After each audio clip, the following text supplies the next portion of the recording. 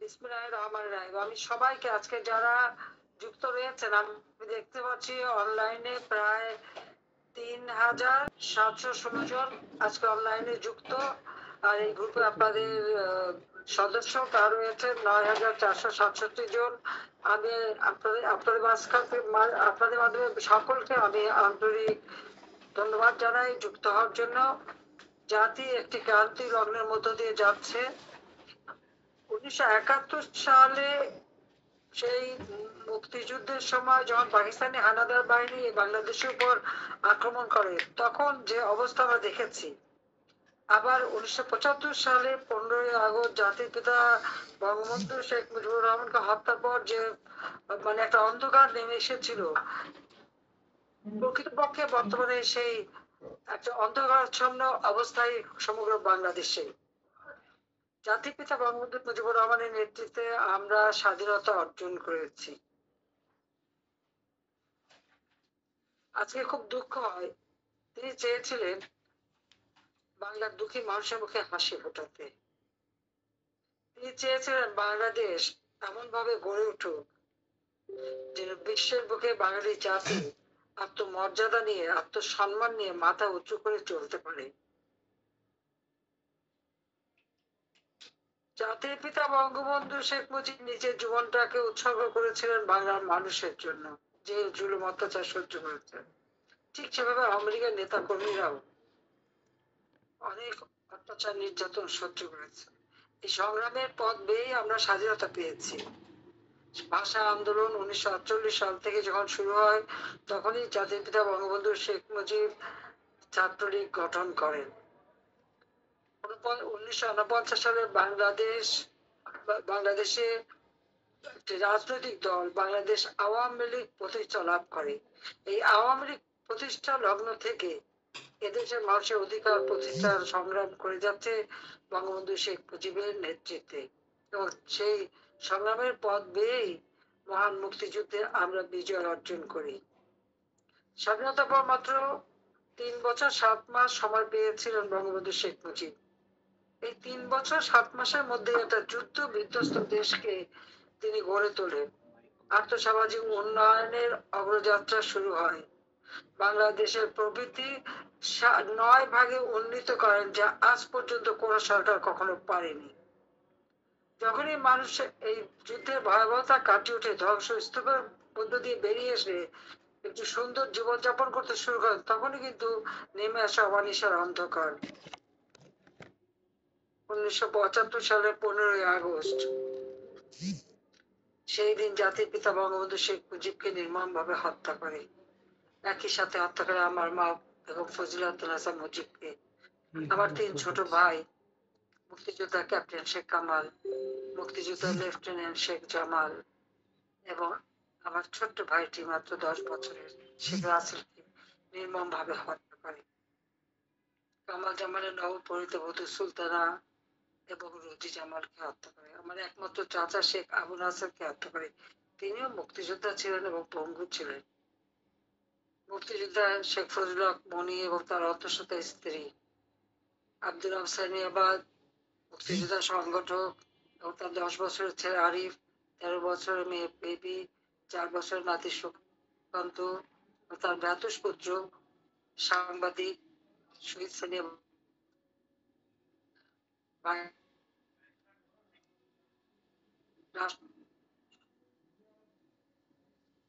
জামিল উদ্দিন এবং police officer Siddiqur Rahman সকলকে নির্মম ভাবে হত্যা করেছে। আমি জাতির পিতা বঙ্গবন্ধু শেখ মুজিবুর রহমান এবং 15 আগস্টে যারা শাহাদাত বরণ করেছেন, তাদের প্রতি শ্রদ্ধা জানিয়ে আত্মার মাগফিরাত কামনা করি। 3 নভেম্বর 1975 সালে ঢাকা কেন্দ্রীয় কারাগারে 4 জাতীয় নেতাকে নির্মম ভাবে হত্যা করা হয়। আমি তাদের প্রতি শ্রদ্ধা জানাই। আমি শ্রদ্ধার সাথে স্মরণ করি 30 লক্ষ শহীদদের, নির্যাতিত লাখো মা বোনদেরকে, আর মুক্তিযোদ্ধাদের প্রতি জানাই আমার সশ্রদ্ধ সালাম। 75 পরপর 21টা বছর হত্যা ক্ষমতা দখলে চলে। বাংলাদেশ শান্তি পারেনি, বাংলাদেশ পিছিয়ে যায়, চেতনা হারিয়ে যায়। মুক্তিযুদ্ধের লাখো শহীদের সেই অবদান ভুলে দেওয়ার চেষ্টা করা হয়, ইতিহাস বিকৃত করা হয়। 21 বছর পর আওয়ামী লীগ সরকার গঠন করে, দেশকে খাদ্যে স্বয়ংসম্পূর্ণ করে। চিকিৎসা সেবা জনগণের দোরগোড়ায় পৌঁছে দেওয়ার জন্য কমিউনিটি ক্লিনিকের মাধ্যমে স্বাস্থ্য সেবা, খাদ্যের নিরাপত্তা, শিক্ষার ব্যবস্থা, বিনামূল্যে বই দেওয়া, সাক্ষরতার হার 45 থেকে 65.5 উন্নীত করা সহ ব্যাপক কর্মসূচি এবং রাস্তাঘাট, পুল, ব্রিজ, অবকাঠামোগত উন্নয়ন, পাশাপাশি ভূমিহীন গৃহহীন মানুষদেরকে বিনামূল্যে ঘর, ব্যারাক হাউস নির্মাণ করে তাদের জীবন জীবিকার ব্যবস্থা করে দিয়ে বাংলাদেশের মানুষের জীবনে একটা স্বস্তি শান্তি ফিরিয়ে আনি। বলতে গেলে 75 পরে বাংলাদেশের মানুষের জীবনে ছিল 1996 থেকে 2001 সাল পর্যন্ত একটা স্বর্ণযুগ। 2001 নির্বাচনে একটা চক্রান্তের মধ্য দিয়ে আমাদেরকে ক্ষমতা আসতে দেয়নি। বিএনপি জামাত জোট ক্ষমতা আসে, শুরু হয় দুর্নীতি, স্বজনপ্রীতি, জঙ্গিবাদ, সন্ত্রাস এবং লুটপাট। ওই অবস্থার মধ্যে একটা চরম অরাজক অবস্থার সৃষ্টি হয়। ভোট কারচুপি করবার জন্য 1,23,00,000 ভুয়া ভোটার দিয়ে লিস্ট তৈরি করা হয়, কিন্তু তাদের এই দুঃশাসনের কারণে দেশে ইমার্জেন্সি জারি হয়, সম্ভবত আমাকেই গ্রেপ্তার করে। তারপরেও আমাদের দেশের সকলে সেখানে আন্দোলন সংগ্রাম করে এবং 2008 আমাদের একটি নির্বাচন হয়, যে নির্বাচনে আওয়ামী লীগ এককভাবে, আমরা জোটবদ্ধ নির্বাচন করি, তার মধ্যেও এককভাবে আওয়ামী লীগ 233টা সিট পায়। যে আমরা যে 233টা আসন পেলাম তখন থেকে কিন্তু একটা চক্রান্ত শুরু। কিন্তু আওয়ামী লীগ 2009 থেকে সরকার এসে 2024 সাল পর্যন্ত আমরা দেশকে এগিয়ে নিয়ে যাই, বাংলাদেশ এগিয়ে যায়। বাংলাদেশ এই মাত্র 15 বছর 7 মাসের মধ্যেই আর্থসামাজিক ভাবে উন্নতি করে। 2021 সাল আমাদের স্বাধীনতা 54 জয়ন্তী, আর 2020 সালে জাতির পিতা বঙ্গবন্ধু শেখ মুজিবের জন্মশতবার্ষিকী। একই সাথে আমরা যখন উদযাপন করি, ঠিক সেই সময় আমরা আমাদের বাংলাদেশকে জাতিসংঘ কর্তৃক উন্নয়নশীল দেশে উন্নীত হওয়ার মর্যাদা আমরা পাই। এটা আমাদের একটা লক্ষ্য ছিল। 2009 যখন সরকার গঠন করি, 2010 থেকে 21 পর্যন্ত আমরা যে প্রেক্ষিত পরিকল্পনা প্রণয়ন করি এবং তারই ভিত্তিতে পঞ্চবার্ষিকী পরিকল্পনা নিয়ে যখন বাংলাদেশকে এগিয়ে নিয়ে যাই, তোর লক্ষ্যই ছিল যে 2021 সালের মধ্যে বাংলাদেশকে আমরা একটা ধাপ হলেও উন্নত করবো এবং আমরা তা সফলভাবে করেছি। আমাদের এই সাফল্যটা অনেকের মধ্যে পছন্দ হয়নি। 2024 নির্বাচন, আজকে 2014, 2018, 2024 প্রতিটি নির্বাচনে জনগণ স্বতঃস্ফূর্ত ভাবে ভোট দিতে পেরেছে এবং জনগণের ভোটে আমরা নির্বাচিত হয়ে সরকার গঠন করেছি। দুর্ভাগ্যের বিষয় হলো যে প্রতিবারই এই নির্বাচনকে প্রশ্নবিদ্ধ করার চেষ্টা করা হয়। আজকে মানুষের যে আত্মসমর্পণ উন্নয়ন চায়, এই উন্নয়নটার জন্য অনেকে চেষ্টা করতে পারে নাই। এটাই হচ্ছে আমাদের জন্য দুর্ভাগ্যের। দুর্ভাগ্যের বিষয় হলো আজকে আমরা কি দেখি, আমরা আমাদের দ্রব্যমূল্য মানুষের ক্রয় ক্ষমতা আওতার মধ্যে রাখতে পেরেছিলাম। ইকো হচ্ছে। লাবণী আপা আপনি মিউট করেন প্লিজ। লাবণী আপা আপনি মিউট করেন প্লিজ, ইকো হবে না। আমাদের ধন্যবাদ আপা, আপনি বলেন। লক্ষ্য ছিল বাংলাদেশের মানুষের আর্থসামাজিক উন্নতি চেষ্টা সফলভাবে করি। যখন আমরা সরকার গঠন করি এবং বিএনপির আমলে আমরা দেখেছি 2006 সালে যেখানে দারিদ্রের হার 41% উপরে ছিল, সেটাকে আমরা 18.7 নামিয়ে আনি।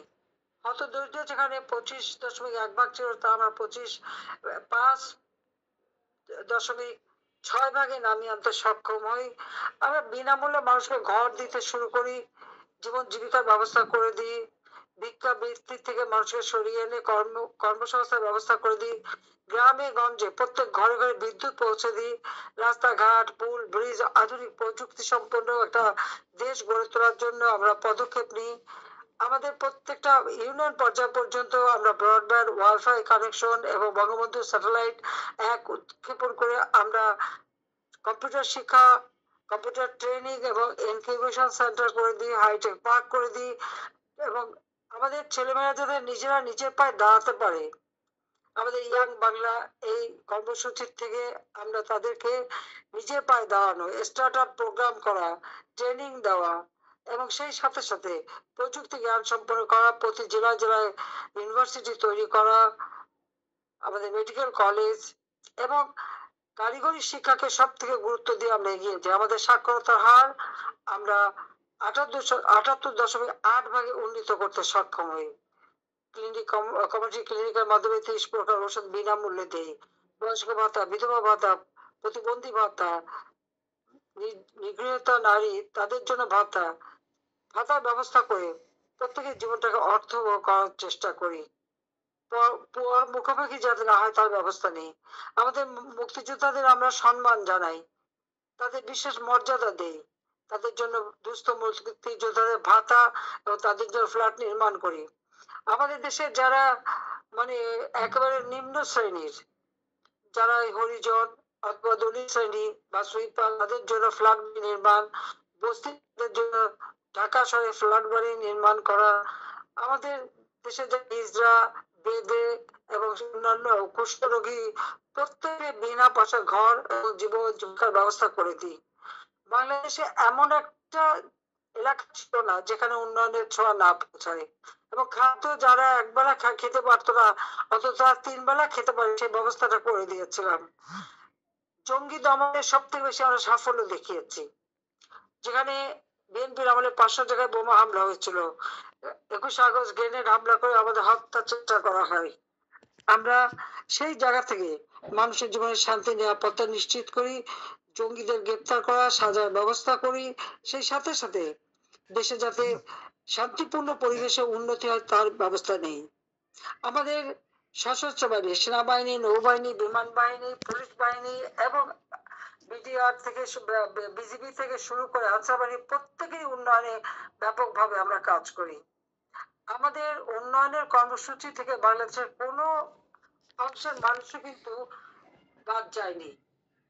প্রত্যেকটা মানুষ লেখাপড়ার জন্য প্রতিটি ইউনিভার্সিটিতে সেশন জট মুক্ত করে দিয়ে সকলকে লেখাপড়ার দিকে মনোযোগী করি, এবং আমরা বহুমুখী বিশ্ববিদ্যালয় করে আমাদের শিক্ষাকে বহুমুখী করে দিই, যেন আধুনিক যুগের সাথে তাল মিলিয়ে আমাদের দেশের মানুষ চলতে পারে।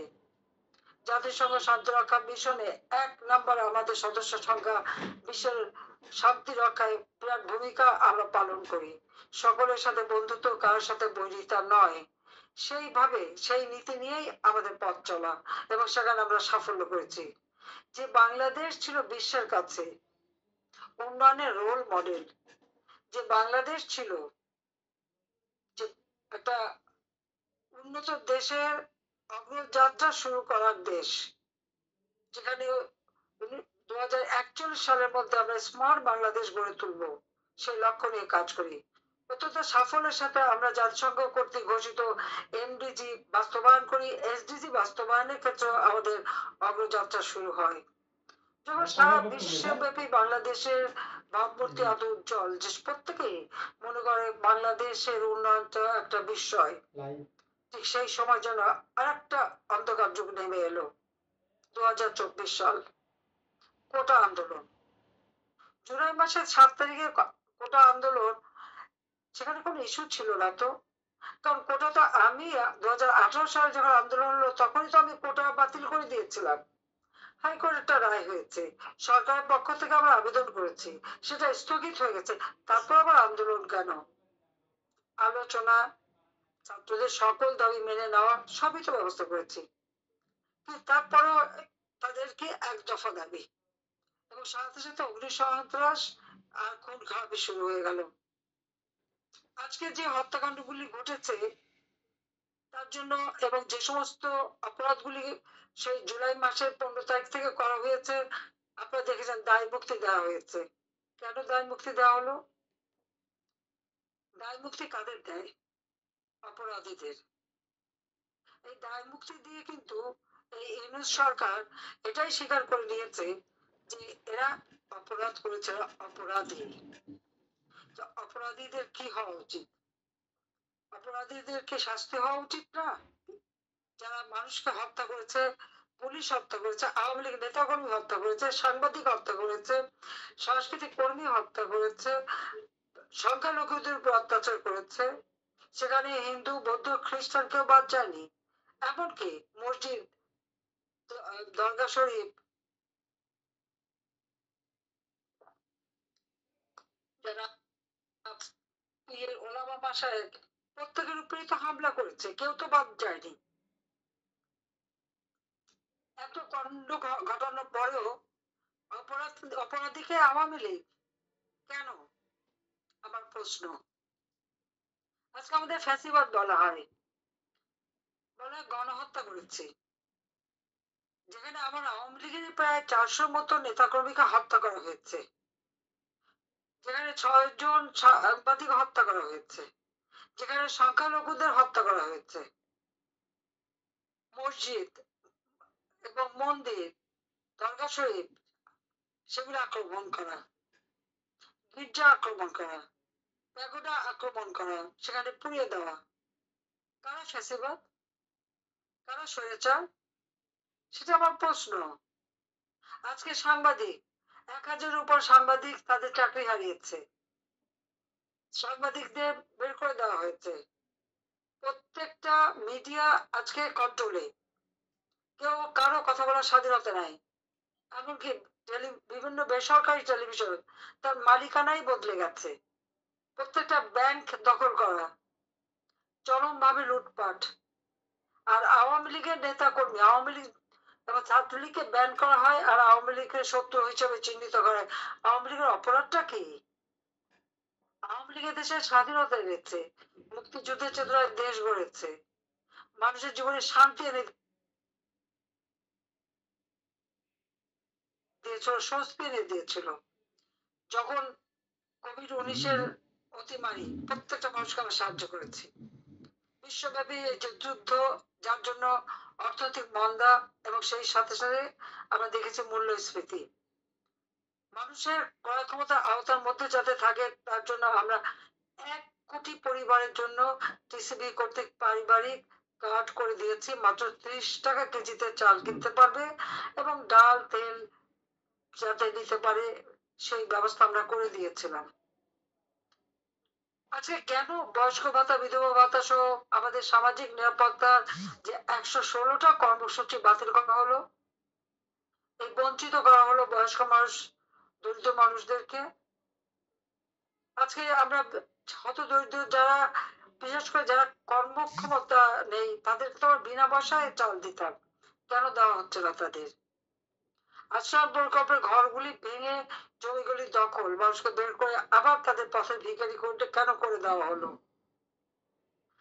আওয়ামী লীগের নেতা কর্মীদের উপর চরম অত্যাচার, ঘর বাড়ি, ব্যবসা প্রতিষ্ঠান, দোকানপাট, কারো হোটেল, কারো ইন্ডাস্ট্রি সব ভেঙে চুরমার, লুটপাট করা হয়েছে।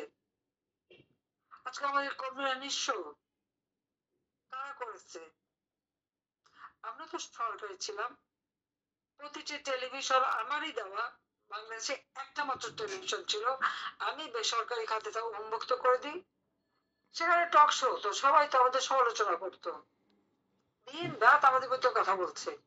আবার এক সেট তৈরি হয়েছিল বিদেশে, সেখানে বসে সারাদিন যত সত্য মিথ্যা দিয়ে বানোয়াট কথা বলে বেড়াতো, অপপ্রচার চালাতো। আমরা তো তাদের কোনো ব্যবস্থা নেই তাদের বিরুদ্ধে, যা কিছু হয়েছে আইনসম্মত ভাবে, লাঠি দিয়ে পিটিয়ে পিটিয়ে মানুষ হত্যা করা, এমনকি একটা প্রেগনেন্ট পুলিশ মানে সেপাই, সে মেয়েটা মাপ চাচ্ছে, হাত পা ধরে বলছে যে ভাই আমার পেটে বাচ্চা, আমাকে মারবেন না, তাদেরকে পিটিয়ে মারা। কসাইখানায় পশু জবাই দিয়ে যেমন পা বেঁধে ঝুলে রাখে, সেইভাবে পুলিশদের মেরে ঝুলিয়ে রাখা, আওয়ামী লীগ নেতা কর্মীকে মেরে ঝুলিয়ে রাখা এবং তাকে অপমান করা। 15ই আগস্ট 32 নম্বরে গেল বলে সেই এমন ভাবে মারা, আমাদের মমিন পাটুরি তো মারাই গেল, আরো কয়েকজনকে তাদের কাপড় চোপড় খুলে উলঙ্গ করে তাদেরকে যেভাবে নির্যাতন করে মারা হয়েছে। যারা এই ঘটনাগুলি ঘটেছে তারা কি মানুষ? তাদের মধ্যে কি এতটুকু মনুষ্যত্ব বোধ আছে? চরম ভাবে তারা মানবাধিকার লঙ্ঘন করে গেছে। তারপরে তারা দায় মুক্তি পায়। এই দায় মুক্তি দেওয়াটা কেন? আজকে আমার প্রশ্ন, 32 নম্বর বাড়িটা কি অপরাধ করেছে? 71 সালে পাকিস্তান হানাদার বাহিনী ওই বাড়ি 2বার হামলা দিয়েছে, ওই বাড়ি লুটপাট করেছে, আগুন দিয়ে কিন্তু পোড়ায় নাই। 75 ওই বাড়িতেই জাতির পিতা বঙ্গবন্ধু শেখ মুজিবকে হত্যা করেছে আমার পরিবারের সদস্য সহ। তারা লুটপাট করেছে কিন্তু বাড়িটা আগুন দেয়নি। 1971 সালে 25শে মার্চ যখন পাকিস্তান হানাদার বাহিনী বাঙালি জাতির উপরে, নিরস্ত্র বাঙালি জাতির উপরে আক্রমণ করে, তার পরপরই জাতির পিতা বঙ্গবন্ধু শেখ মুজিবুর রহমান স্বাধীনতার ঘোষণা দেন। এই স্বাধীনতা ঘোষণা দেওয়ার পরেই তো তাকে গ্রেপ্তার করে নিয়ে যাওয়া হয়। ওই বাড়ি থেকেই তো আমাদের স্বাধীনতার ঘোষণা। তারপরে কিন্তু পাকিস্তানিরা বাড়িটা পোড়ায়নি। কিন্তু আজকে আপনারা দেখেন, ইউনূস সরকার ক্ষমতা আসলো, বিএনপি, জামাত, জোট, হিজবুত তাহরীর এবং জঙ্গিদের সব জেলখানা থেকে ছেড়ে দিল। আর এই 5 আগস্ট কামালের জন্মদিন আমরা পালন করবো, সেটা আমরা পারলাম না।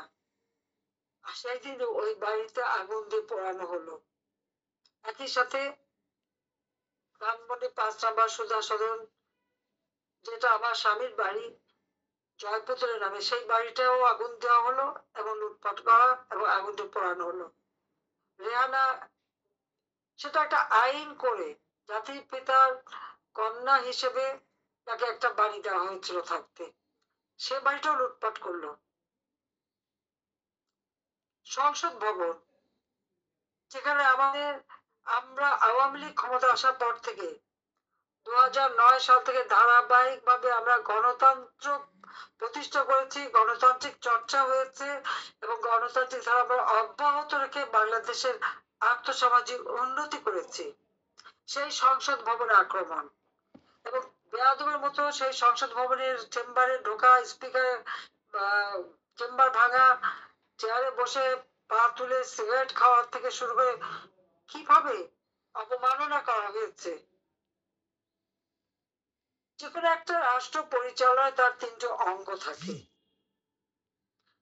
যেটাকে বলে লেজিসলেটিভ, জুডিশিয়ারি এবং এক্সিকিউটিভ। আপনারা আজকে তাকিয়ে দেখেন, সংসদ ভবনই তারা প্রথম আঘাত করলো। প্রত্যেকটা এমপি হোস্টেল তারা তালা ভেঙে চুরি করলো, লুটপাট করলো, তারপর সমস্ত লুটপাট করে নিয়ে গেল। গণভবন, সেটাকে আক্রমণ করলো। এরপর আপনারা যান উচ্চ আদালত, চিফ জাস্টিসের বাড়ি এবং জজ সাহেবদের আক্রমণ করা, লাঠি সোটা অস্ত্র নিয়ে ছাত্র নামদারি সেই সমন্বয়ক তাদের নেতৃত্বে চিফ জাস্টিসকে পদত্যাগ করতে হবে। প্রত্যেক মানুষের আত্মসম্মান বোধ থাকে, তিনি পদত্যাগ করলেন। অর্থাৎ সংসদ ভবন, আইনসভার আক্রমণ, এরপরে জুডিশিয়ারিতে আক্রমণ, তারপরে আজকে আপনাদের সরকারি কর্মকর্তা কর্মচারী 3 জন সাবেক প্রিন্সিপাল সেক্রেটারিকে গ্রেপ্তার করে রাখা হয়েছে, মিথ্যা মামলা দেওয়া। 25 জন সচিব অথবা এডিশনাল সেক্রেটারি, এদের বিরুদ্ধে মামলা এবং তার উপর ওএসডি করা, চাকরিচ্যুত করা। আইন শৃঙ্খলা কিভাবে থাকবে? প্রায় 3000 উপর পুলিশ হত্যা এবং তাদের গুম করে ফেলা হয়েছে। 450 থানা আগুন দিয়ে পোড়ানো হয়েছে, অস্ত্র লুটপাট করা হয়েছে। আনসার তারা দাবি নিয়ে এসেছিল, অনেকের তো প্রায় 40 জনের মতো তাদের খবরই নেই, তারা বেঁচে আছে মারা গেছে কাউকে বলতে পারে না, তাদের উপর হামলা। আমি একটা প্রশ্ন করি, জুলাই মাসের 7 তারিখ থেকে ছাত্ররা আন্দোলন করছে, তারা তো মাসব্যাপী আন্দোলন করছিল। যখন তারা রাস্তায় বসেছে, পুলিশ তো তাদের হামলা করেনি, সাউন্ড গ্রেনেড মারেনি, তাদের উপর কোনো আক্রমণ করেনি, বরং তারা মিছিল করেছে, পুলিশ সরে গেছে। বঙ্গভবনে যেতে চেয়েছে, পুলিশ সাহায্য করেছে। তারপরেও ছাত্র হত্যা অভিযোগ আনা হলো। আবু সাইদের কথাই চিন্তা করে, বলা হলো শহীদ হয়েছে। আবু সাইদ কি পুলিশের গুলিতে মারা গিয়েছিল? একটা ভিডিও দেখানো হয়েছিল, প্রযুক্তির যুগ, তাছাড়া আর্টিফিশিয়াল ইন্টেলিজেন্সের মাধ্যমে অনেক কিছু তৈরি করা যায়। সেখানে দেখা গেলো সে বুক পেতে দিল আর তাকে গুলি করা হলো। অতগুলি গুলি করার পরে তার কই শরীর থেকে তো একবারও রক্ত ঝরেনি। তাকে সেখানে টেনে নিয়ে যাওয়া হলো। কোথায় নিয়ে যাওয়া হয়েছিল? তাকে কি হাসপাতালে নেওয়া হয়েছিল? কেউ যদি গুলিবিদ্ধ হয় তাকে সাথে সাথে হাসপাতালে নিতে হয়, চিকিৎসা করতে হয়, বুলেট বের করে সে যাতে বাঁচে সেই চেষ্টা করা হয়। ওই তাকে তো হাসপাতালে নেয়নি। দুইটা আড়াইটা তিনটার দিকে গুলি লাগলো, রাত 8টার দিকে তাকে হাসপাতালে নিয়ে যাওয়া হলো এবং হাসপাতালে মুমূর্ষু অবস্থায় সে মৃত্যুবরণ করলো। পোস্টমর্টমেও আসলো যে না, তার গুলিতে না, মাথার পেছনে আঘাত লাগা। আরেকটা ভিডিও বেরিয়েছিল যে আপনারা দেখেছেন, ওরা যখন পুলিশকে আক্রমণ করছে, এই আবু সাইদ হাতে লাঠি নিয়ে পুলিশকে ধাওয়া দিচ্ছে আর পিছন থেকে সবাই ঢিল মারছে। ওই ঢিল তার মাথার পিছনে লাগলো আর সে হাত সাথে সাথে হাত দিল। তার কাজে এই যে একটা বলতে গেলে আন্দোলনটাকে সামনে তোলার জন্য লাশ ফেলো, এটাই ছিল তাদের নীতি এবং সেটা করতে চেয়ে একটা জীবন্ত মানুষকে নিয়ে মেরে তারপর তাকে নিয়ে আবার ছবি তুলে সারা দেশের মানুষকে বিভ্রান্ত করা হলো। আমার এখানে একটা প্রশ্ন, এবং যেটা আমি চাই যেটা হোক, যখন মাত্র 6 জন মারা গেছে সঙ্গে সঙ্গে আমি জুডিশিয়াল এনকোয়ারি কমিটি করে দিলাম যাতে করে তদন্ত হয়, কারণ দাবি করতে হয়নি, কারণ আমি চাইনি এভাবে লাশ পড়ুক, সেজন্য আমি করেছিলাম। কিন্তু ফলাফলটা কি হলো? যেই আমাদের সুদখোর সুনামধন্য আন্তর্জাতিক খ্যাতি সম্পন্ন সুদখোর যখন ক্ষমতা দখল করলো, জুডিশিয়াল কমিটি সেই তদন্ত বন্ধ করে দিল। কেন বন্ধ করলো? সেদিকে আমার বড় প্রশ্ন, যে কেন এভাবে বন্ধ করা হলো। আপনারাও এই কথাটা জাতির কাছে তুলে ধরতে পারেন। মুগ্ধ মারা গেছে, সেখানে পুলিশের সাথে তো কোনো সংঘাত ছিল না, সে ছিল তাদের মিছিলের ভিতরে, একটা মাত্র গুলি তাকে, সে মারা গেল। পুলিশ দূর থেকে যদি গুলি করতো তাহলে ওরকম একটা বুলেট একজনের গায়ে লাগার তো কথা না, আরো তো ইনজুরি হওয়ার কথা ছিল, তা তো হয়নি। যখন এই ছাত্র আন্দোলন করলো দীর্ঘদিন, আমরা তো কিছুই বলিনি, পুলিশ তো কিছুই বলেনি, কিন্তু আজকে ফ্যাসিবাদে আমাদেরকে বলা হয়। কিন্তু আজকে যখন আপনারা দেখেন মাদ্রাসার শিক্ষকরা আন্দোলন করতে গেল, তাদের উপরে পুলিশ হামলা, সাউন্ড গ্রেনেড, তাদেরকে আক্রমণ করা হলো। ছাত্ররা যখন বয়স বাড়ানো নিয়ে আন্দোলন করলো তাদের উপরে হামলা করা হলো, সেখানে ছাত্র মারা গেল। গার্মেন্টস শ্রমিকরা তাদের মজুরি বৃদ্ধির জন্য রাস্তায় দাঁড়াতে পারলো না, সাথে সাথে তাদের উপর হামলা করলো পুলিশ এবং এই ইউনুস গভর্নমেন্ট, এবং সাথে সাথে সেখানে 2 জন শ্রমিক মারা গেল। এখন পর্যন্ত যে কেউ রাস্তা নামে, এমনকি আপনারা দেখেছেন যে এই যে আপনার সেই কৃষ্ণের মানে নেতৃত্বে যখন আমাদের সংখ্যালঘু সম্প্রদায় তারা যখন মিছিল করলো তাদের উপর আক্রমণ এবং তাকে গ্রেপ্তার করা হলো, তার তার জন্য কোনো আইনজীবী দাঁড়াতে পারবে না। আইনজীবীর উপর হামলা এবং পিটিয়ে হত্যা করা হলো এবং আরেকজনের মাথায় আঘাত করে কোপানো হলো। তাহলে ফ্যাসিবাদী কে? আইনের শাসন নাই, মানুষের জীবন নিরাপত্তা নাই, কেউ তাদের দাবি নিয়ে রাস্তায় নামাতে পারবে না, সঙ্গে সঙ্গে তাদের উপর আক্রমণ। কই, আমি তো ছাত্রদের উপর কোনো আক্রমণ করতে দেইনি পুলিশকে। দীর্ঘদিন তারা যে রাস্তায় বসেছিল পুলিশ তো তাদের কিছু বলেনি। যখন তারা পুলিশকে আক্রমণ করলো, অগ্নিসংযোগ শুরু করলো, যখন মানুষ হত্যা শুরু করলো, তখনই তো সংঘাত। তারা পুলিশ মেরে তাদের পা বেঁধে ঝুলাচ্ছে আর পুলিশ বসে বসে দেখবে। আমার গণভবনে ডিউটি করতো সেই একজন কনস্টেবল, যে পাইলট ছিল, মোটরসাইকেল নিয়ে সবসময় মোটরসাইকেলের আগে যেত, ওই যাত্রাবাড়িতে তাকে নির্মমভাবে হত্যা করা হলো।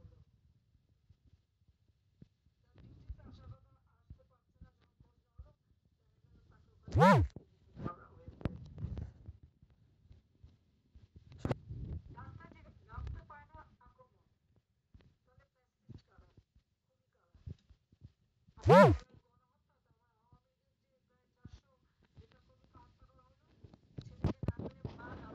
ছেলেমেয়ে তাকে হত্যা করা হলো, মা চাচি ঘরের ভিতরে আগুন দিয়ে পুড়িয়ে মারা হলো, ছেলেকে পায় না দেখে মাকে গ্রেপ্তার করে নিয়ে যাওয়া হয়েছে, অথবা আর এক মাকে গাছের সাথে বেঁধে রাখা হয়েছে। ফ্যাসিস্ট কে, খুনি কে, গণহত্যাকারী কে? আওয়ামী লীগের আমলে, আমার আমলে তো এরকম ঘটনা ঘটেনি। হ্যাঁ, আমি জঙ্গি দমন করেছি, জঙ্গিদের ধরেছি, সন্ত্রাসীদের ধরেছি, যারা মানুষ হত্যা করেছে তাদের ধরেছি, আমি যুদ্ধ অপরাধীদের বিচার করেছি, যারা গণহত্যা করে ৭১ তাদের বিচার করেছি, যারা ভিকটিম, যারা তখন বিচার পায়নি তাদের ন্যায় বিচার আমরা দিয়েছি। বঙ্গবন্ধু শেখ মুজিবের হত্যাকারী যাদেরকে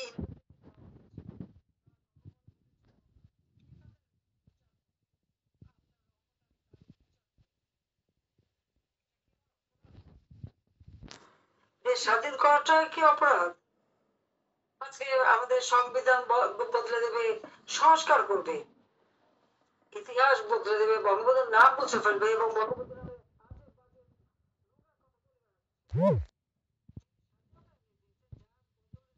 বাংলাদেশ পেয়েছে কথা বলো, তাকে অপমান করা আর ৩২ নম্বর পুরে সরকার করে দেওয়া।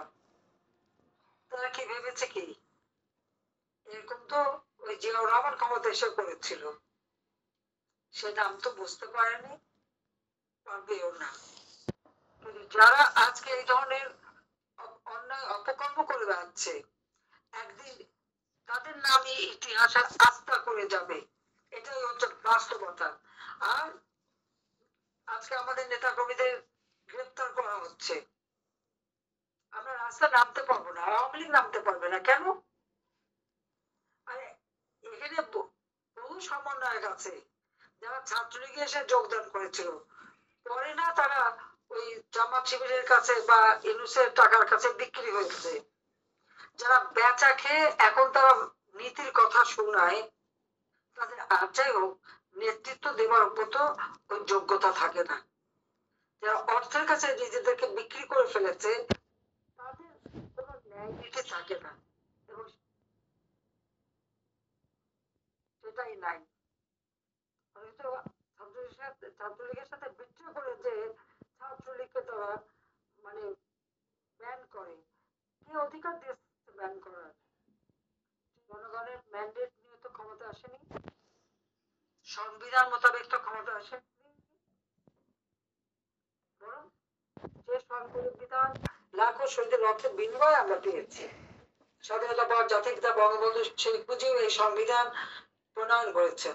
এই সংবিধানের সঙ্গীদের কথা অনেকেই বারবার এটাকে কত বিক্ষত করার চেষ্টা করেছে, কিন্তু আবার আমরা সেই সংবিধান ৭২ সালের সংবিধান প্রবর্তন করেছি, এখন আবার তারা হাত দিতে চাচ্ছে। সংবিধানে হাত দিলে একটা রাষ্ট্রের থাকেটা কি? আপনাদের কে এই অধিকারটা দিল? আমি ইউনূস সাহেবকে চ্যালেঞ্জ দিচ্ছি, তার যদি এই সংবিধান সংশোধন করতে হয় তো সে ভোটে যাক, নিজে দাঁড়াক ইলেকশনে, জনগণের ভোটে নির্বাচিত হয়ে এসে দেখাক যে হ্যাঁ জনগণের ম্যান্ডেট তার আছে। সেই যোগ্যতা তার নাই।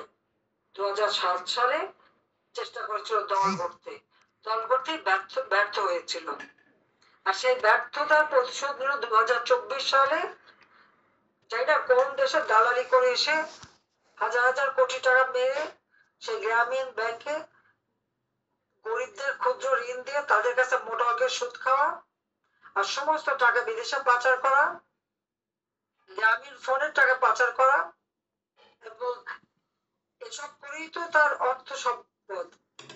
আজকে গুলশানের ৯ কোটি টাকার ফ্ল্যাট, পূর্বাচলে ৬৮ একর জমি, ফ্রান্সে ফ্ল্যাট, আমেরিকায় এত সম্পদ আসে কোত্থেকে?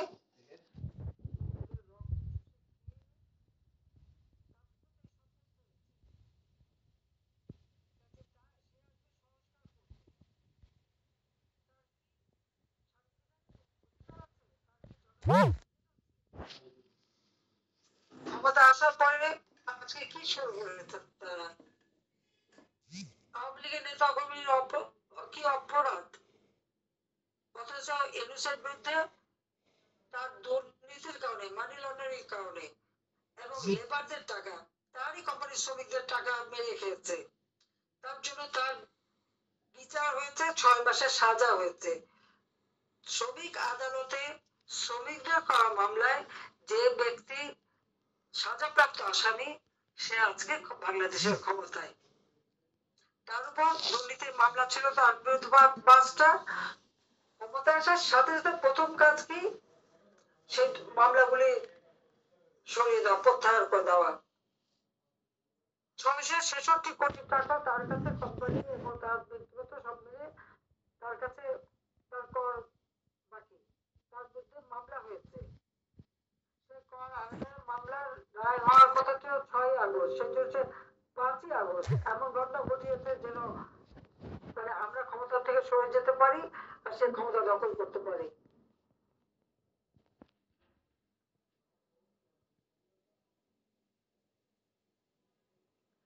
এটা ঠিক। আমি গণভবন ছেড়ে চলে এসেছিলাম। আমি চাইনি যে আরো লাশ পড়ুক। আমি চাইনি এদেশে গৃহযুদ্ধ বাঁধুক।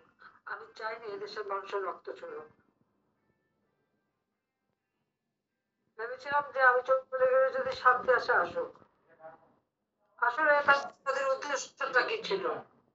15 আগস্ট আমরা 2টা বোন বিদেশে ছিলাম, মারতে পারিনি। আমাদের 2 বোনকে হত্যা করবে, এটাই ছিল তাদের প্ল্যান। সেটা বেশি দূর যেতাম না। সে 15 আগস্টের এক খুনি, সে তার ইচ্ছামতেই বলে দিয়েছে। এবং এই ইউনূস এসে ক্ষমতায় সে কি করছে, এই সমস্ত খুনি, জঙ্গি, সন্ত্রাসী তাদের নিয়েই এর চলা। সেকে মুক্তি দিয়েছে, জেলখানা খালি। এমনকি জেল ভেঙেও তো জঙ্গিদের বের করে নিয়ে এসেছে। আজকে বাংলাদেশ কি বাংলাদেশ? জঙ্গিদের বাংলাদেশ, সন্ত্রাসীদের বাংলাদেশ। আর আওয়ামী লীগ আমলে বাংলাদেশ কি ছিল? উন্নয়নের রোল মডেল, উন্নয়নের বিস্ময়। তাহলে ফ্যাসিবাদ কে? গণহত্যাকারী কে? বাংলাদেশের শত্রু কে? আজকে যে সমস্ত ছেলেরা কথায় কথায় আওয়ামী লীগের শাস্তি চায়, শেখ হাসিনার শাস্তি চায়, তাদের আমি এই কথাটাই বলতে চাই, তাদের জন্ম কবে? তারা কি 71 সাল দেখেছে? দেখেনি। তাদের সে অভিজ্ঞতা নাই। আওয়ামী লীগের 15 বছর 7 মাস ক্ষমতায় তারা খুব শান্তিতে লেখাপড়া করার সুযোগ পেয়েছে, শান্তিতে থাকার সুযোগ পেয়েছে। ডিজিটাল বাংলাদেশ করেছিলাম বলে কম্পিউটার শিক্ষা পেয়েছে, সোশ্যাল মিডিয়া ব্যবহার করা শিখেছে। আওয়ামী লীগ ক্ষমতা আসার আগে, শেখ হাসিনা ক্ষমতায় আসার আগে কিন্তু বাংলাদেশে এগুলি ছিল না। এটাও বোধহয় তারা জানে না। কারণ 20 বছর 25 বছর ছেলেদের তো মনে রাখাও কথা না। তাদেরকে বলবো এখন তো ইউটিউব বিস্তার যুগ, গুগল সার্চ করো, দেখুক 96 সালের আগে বাংলাদেশ কেমন ছিল, কি দুরবস্থা ছিল।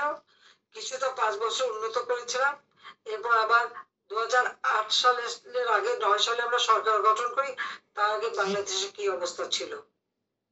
আজকে যে বাংলাদেশ দেখে, এ বাংলাদেশ ছিল না। সেজন্য এত বড় বড় কথা বলার সুযোগ পাই।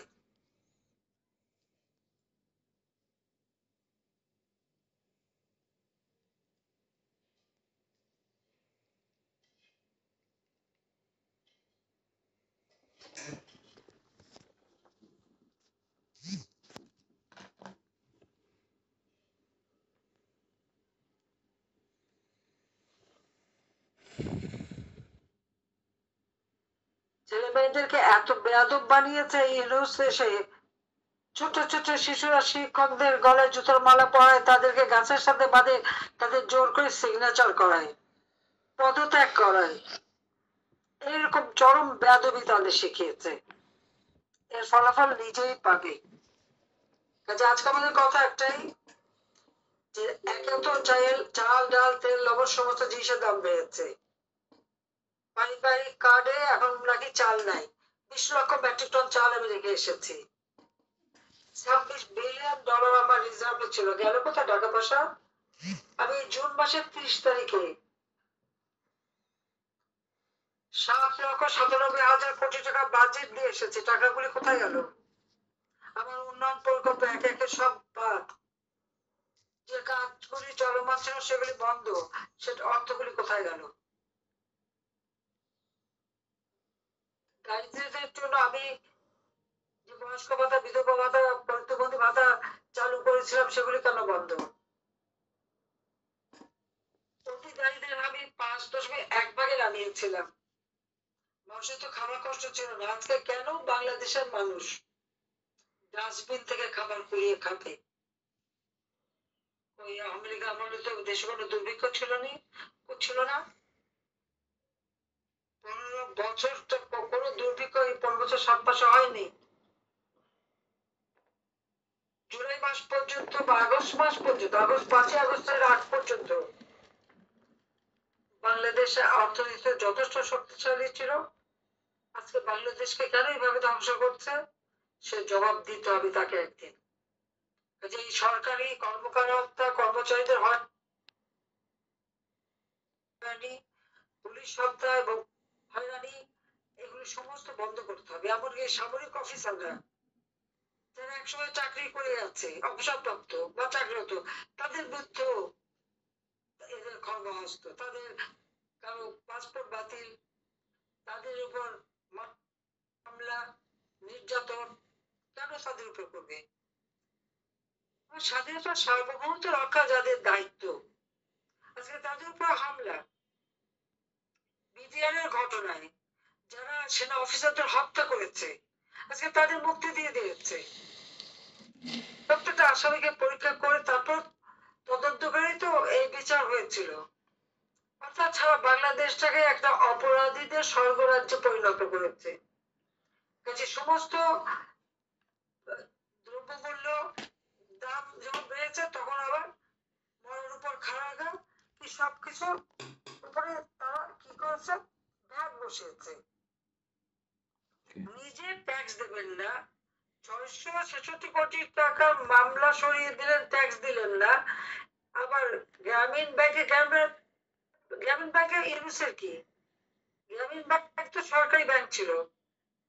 এই গ্রামীণ ব্যাংকে আমি প্রধানমন্ত্রী থাকতে 98 সালে 400 কোটি টাকা দিয়েছিলাম, গেল কোথায় সে টাকা?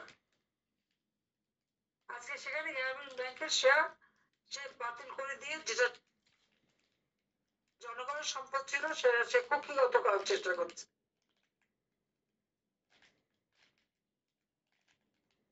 লজ্জাশরম থাকা উচিত যে আমাদের সন্তানদের পর্যন্ত তারাই করে। আমি আরেকটা কথা বলি, আজকে যারা উপদেষ্টা এবং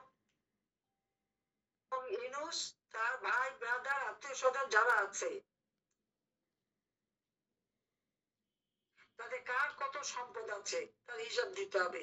যত উপদেষ্টা আছে তাদের নিজেদের এবং পরিবার পরিজন, তাদের সম্পদের হিসাব দিতে হবে। ওই সামান্য একটা লম্বা লম্বা কথা বলে যারা, তাদের এবং বাপ মা সবার সম্পদের হিসাব দিতে হবে।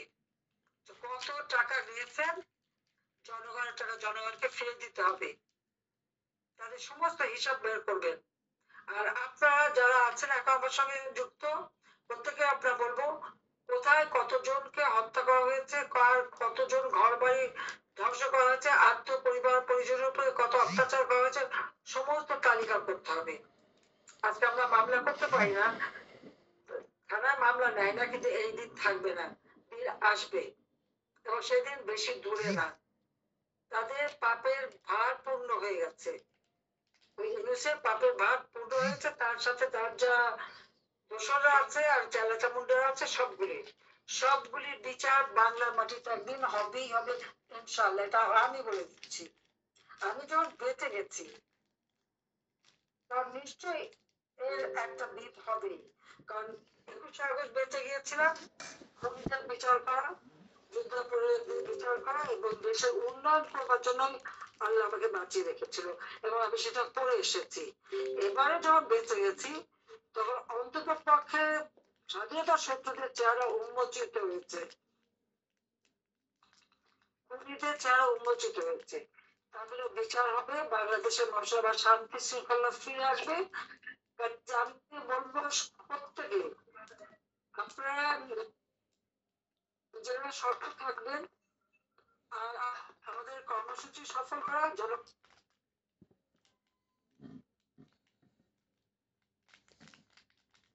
পাশে দাঁড়ান, কৃষকের পাশে দাঁড়ান।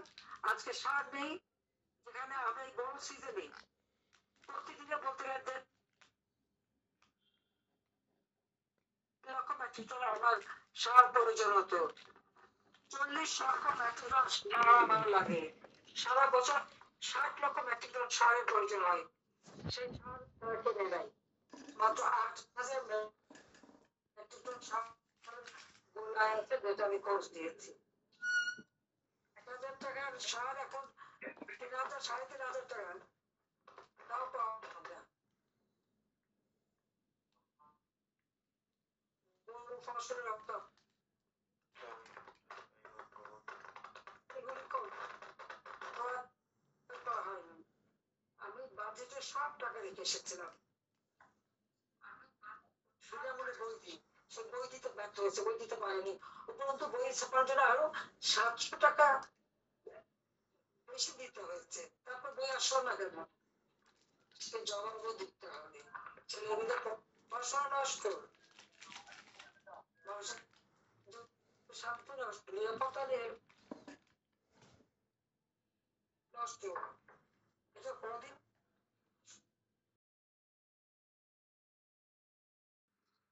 কাজে যারা দেশের এত ক্ষতি করে যাচ্ছে তাদের ক্ষমতা থাকার কোনো অধিকার নাই।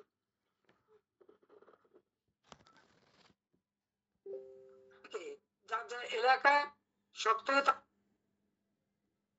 আর যে সমস্ত পুলিশ অফিসার বা ডিবি এবং যারা